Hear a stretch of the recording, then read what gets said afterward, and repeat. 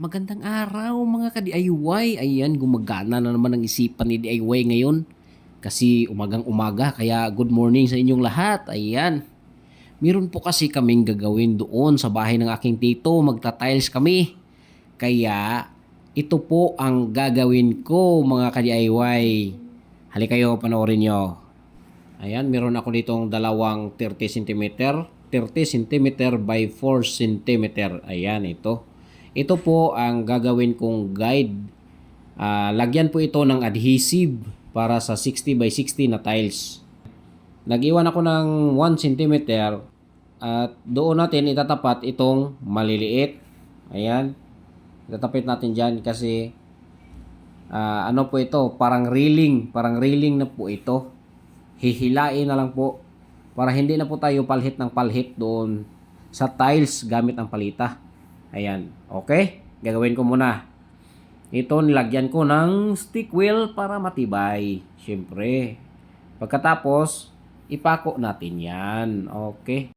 Tinibayan ko na po ito. Baka po kasi mayroong magpagawa sa akin. Ayan. So, pwede pang matagalan ito. Mas matibay talaga pag may ano siya, stick wheel plus pako. Ayan, sobrang tibay na yan. Okay, wait tayo ng gamitin natin para hindi na tayo mahirapan sa gagawin natin.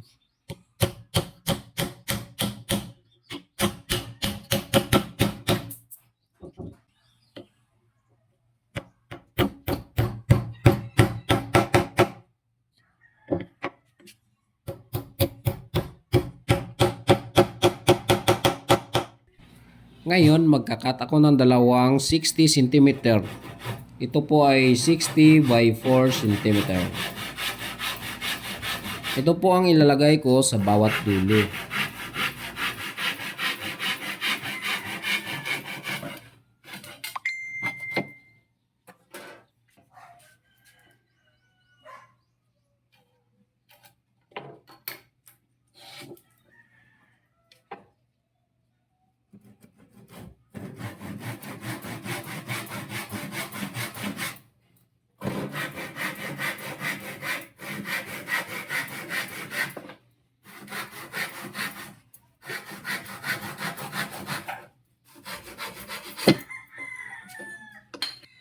At syempre, sa bawat tugtungan nito ay may stick wheel para matibay talaga.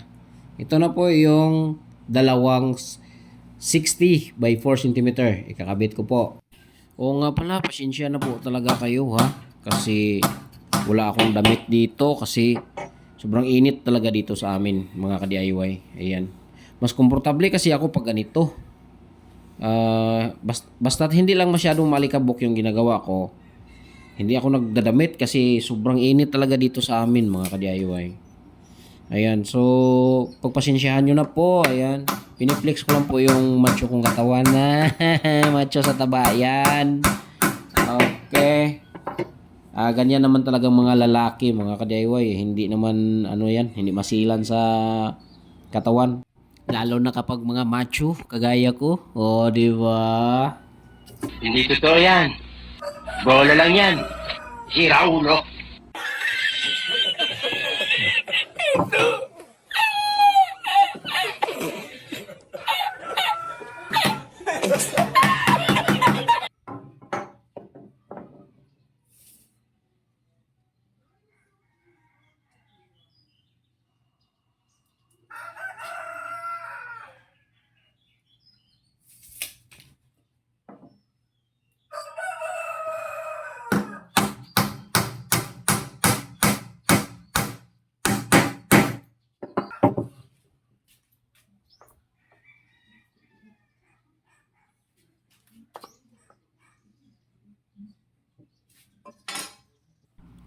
Naglagay po ako ng dalawang brace para hindi po siya mawala sa eskwela.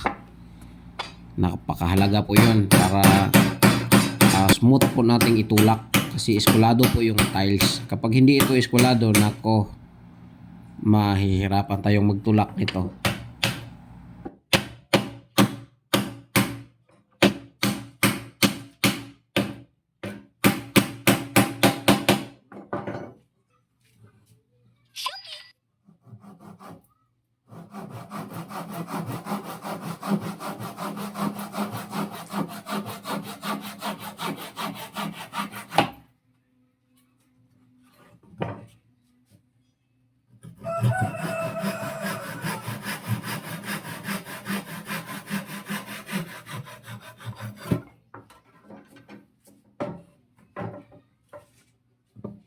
Kung mapapansin nyo, may butas dito. Kasi doon ako maglagay ng clean sheet. At ito na po siya. Parang rake na po siya. Ayan. At ganito po ang kanyang operation. Pwede mong hilain. Pwede mo ring itulak. Okay. Ayan mga ka-DIY, hindi ko na po naipakita yung pagli-layout namin ng tiles nito. Mahirap talaga, wala tayong taga-video. Ayan, dalawa lang kaming gumagawa dito. So ngayon, tapos na naming i-layout. So mag-install na po tayo ng tiles. Ayan, ito na naman po ang i-DIY natin. At dito, masusubukan po natin ang ating ginawang DIY na guide para sa tile adhesive. Okay. So nakita nyo naman doon sa short clip na gumagana, di ba? O ito ipakita ko sa inyo ang buo. At sa pag-i-install po ng tiles ay ako po ay nagdi-DIY lang sa mga marunong diyan, sa mga master diyan. Shout out sa inyo. At kung may mali man dito sa ginagawa ko, ito po kasi ay base lang sa aking natutunan din. Sana ay mag-comment kayo dyan at para ma-improve ko pa po ang aking skills sa pag-DIY. Ayan, maraming salamat po talaga.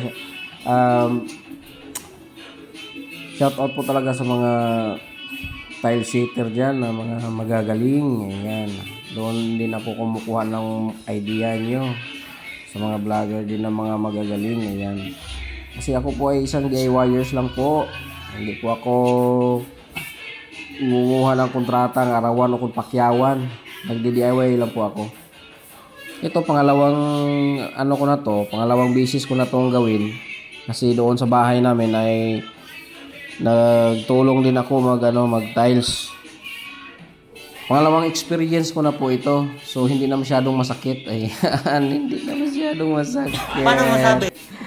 Okay, nalapat muna natin ang tiles at saka pupukukin ng konti para malalaman natin kung meron pa bang mababaw at mababa, meron bang kailangan bawasan o meron bang kailangan dagdagan.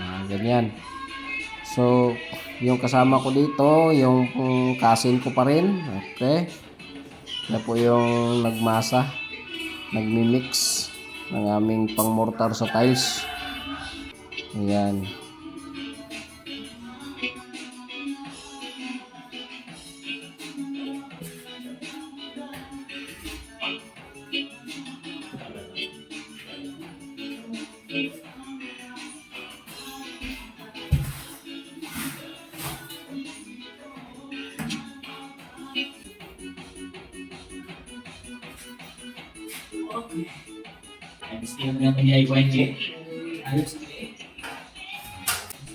Oh, ito na ngayon mga ka-DIY. Excited na po akong malalaman ang resulta nitong aking dini-DIY na hulumahan ng tile adhesive. Ayan.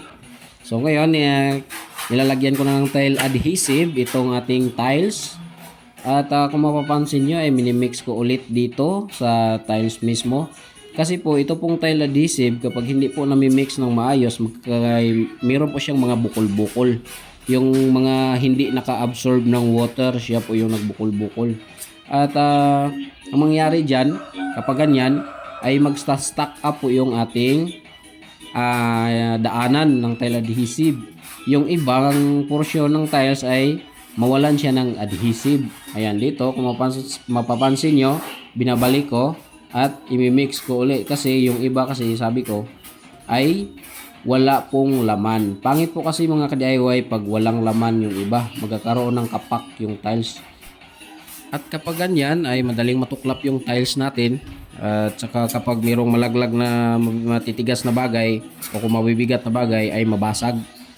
So sayang naman. Okay.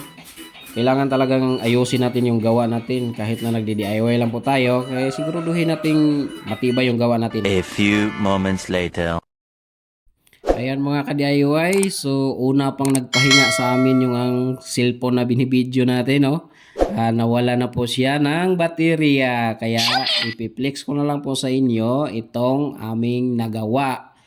Sinimulan po naman gawin mga around 1 to 2 p.m. Ayan, 1 to 2 p.m. Hindi na namin matandaan kasi yun. Okay? So, ito na po yung natapos namin. Ayan. So, bukas ay update ko naman po kayo sa mga ginagawa namin dito. Okay, mga siruhon lang po kulang nito mga ka-DIY. Paikot. Ayan. So, ito, tatapusin talaga namin to bukas para matapos na tong isang kwarto dito. Para yung mga kalat namin sa labas ay maipasok namin dito at doon naman kami sa labas magawa. Okay. Hanggang dito na lang po. Maraming salamat po talaga sa inyong lahat. Sa Team Solid and Liquid Team at sa mga ka-team ko po ay maraming salamat po talaga sa inyong lahat. Bye-bye. God bless you all po.